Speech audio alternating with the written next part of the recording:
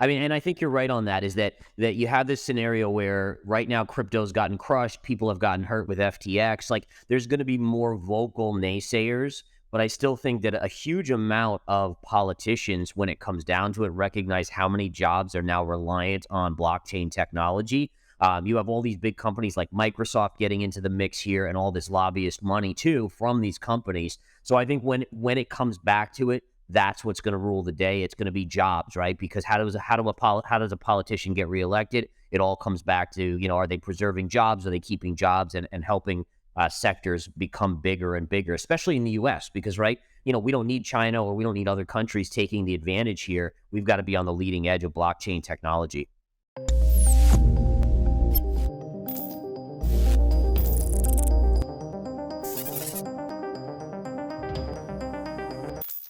After 20 days of holding the $22,500 support, Bitcoin price finally broke down on February 9th. Bullish traders had placed their hope on a sustained rally, but this has been replaced by a tight trading range with resistance at $22,000. The downtrend is even more concerning since the S&P 500 is trading near its highest level in 6 months, yet the wider crypto market continues to correct. Hello and welcome to Money Talks. In today's video, founder and chief market strategist at InTheMoneyStocks.com and Verified Crypto Investing, Gareth Soloway updates about Bitcoin's current market standing, the final bottom in crypto, and his outlook for Bitcoin in 2023. Yeah, so I'm not a huge fan of death crosses or golden crosses overall in technical trading, right? The main reason is because they're so publicized by the media that, and it's kind of, you notice the coin, right? The death cross, or the golden cross. So it's really, it's more of a media thing. The only time I pay attention to death crosses or golden crosses is when price is coming into that cross at the exact time it's crossing. So I don't know if you guys can show my chart here, but actually I can show my chart. Funny thing. But But basically, like, all right, so let's imagine here's a death cross, right? So the death cross is right at this pivot point, right in the middle. The only time that it's important is when price is coming up to it. Then that's a no-brainer short where it's going to fall to the downside. So those type of situations I really pay attention to. But like you said, golden cross on the daily, a death cross on the weekly, how do you even figure that one out when there's multiple signals in both? The one thing I will tell you is that I haven't bought this rally, meaning I don't buy that all of a sudden we're in a new bull market yet in crypto, right? So the main issues I have is that while this was an absolutely remarkable rally up, in the scheme of things, if you zoom out on the chart, it's still a relatively small move, and you could arguably say that this move here is the same size as this move here. I mean, it's not much different in dollar amount to the upside, nor is it this low to this high, right? So for me, it's nice to see, but it was coming off of the December kind of tax loss selling. So once December's over and people have sold for tax purposes to reduce what they owe the government, there's just naturally this void of sellers. So it allows for rallies to take place in the stock market, in the crypto space.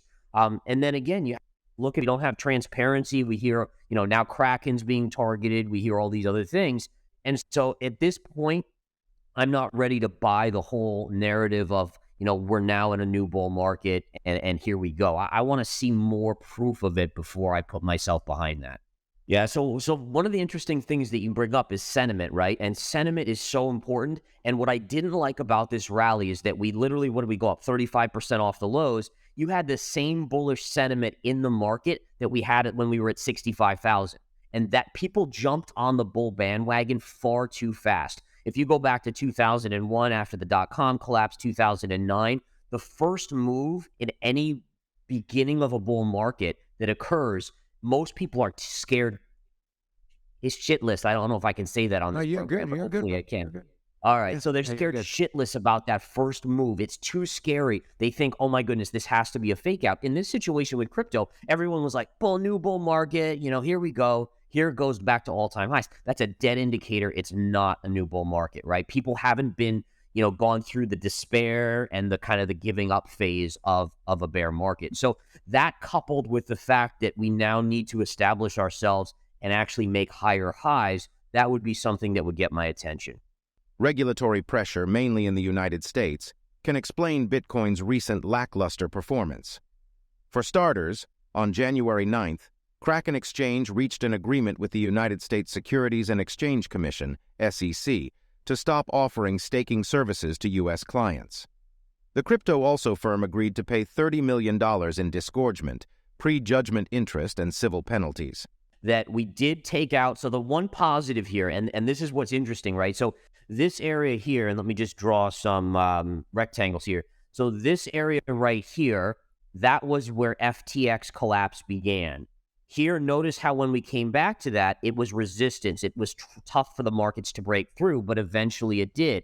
Look at where we find ourselves back to, right at that same level. So this is an important level for Bitcoin. If there's one level you're following that could tell us there's a bull market here, if this level holds and we can go take out the high right here, from which was around 24,300, that would be a positive. If this yellow line breaks and price starts trading below, you're honestly probably headed back to sub 20,000 on Bitcoin. So this level, again, we'll call it like 21,400. Watch to see if that level holds for the next week or so. If it doesn't hold and we break, be very careful. No, I actually am still in the camp that we still have some further downside to go. Yeah, definitely in that camp. Again, just because I haven't seen the flush out. And one of the biggest concerns I have about the crypto market is not that we're not going to get regulation and transparency. It's actually my worry about the overall economy and then the impact on the stock market. So what I'm seeing coming in the future is that we're going to slip into a recession, right? Probably second half of 2023, we go into a recession. The markets are going to turn to the Federal Reserve and say, okay, could you print us out of this recession like you've done every down move in the economy over the last 15, 16 years? And the Fed is going to say, guys, we would love to, but the problem is inflation's still, let's say, 3% or 3.5%. So we can't.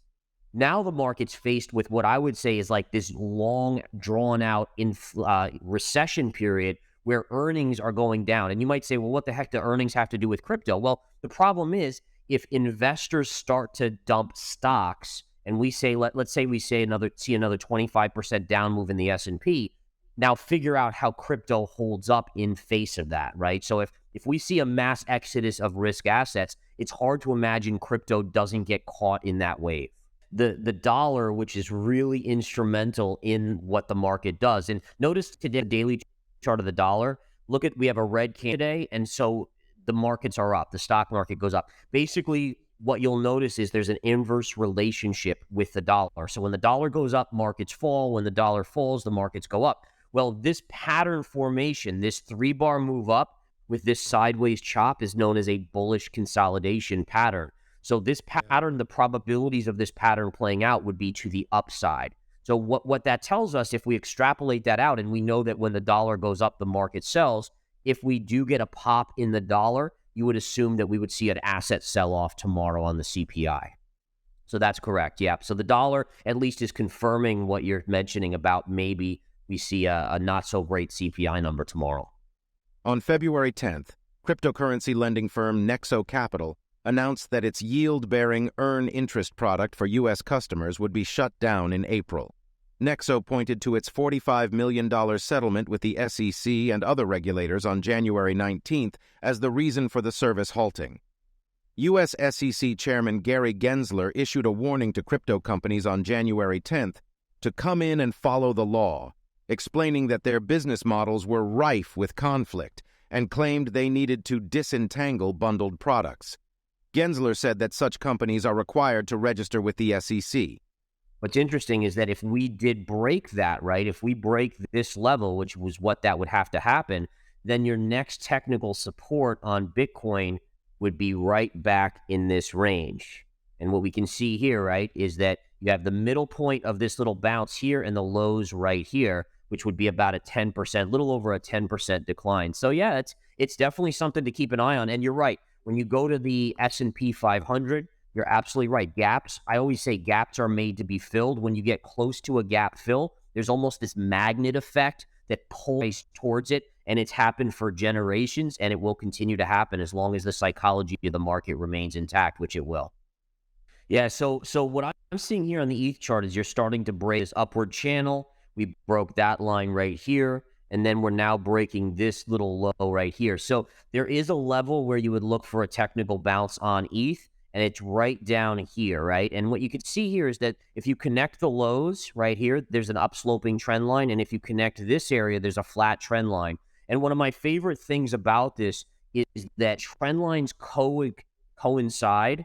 When you have trend lines that work together and they merge, it becomes an even greater support. So think about it like this. If you have a wood floor below you and you take a sledgehammer to it, at some point you're going to break through that wood floor. If you were to put a wood floor with a cement floor underneath, it's going to be really hard to sledgehammer through that thing. And so that's what the equivalent of two trend lines converging right here would be. So on a technical basis, if I saw a dump on ETH to around 1320, 1330, I'd be a buyer for a bounce there on that chart, absolutely.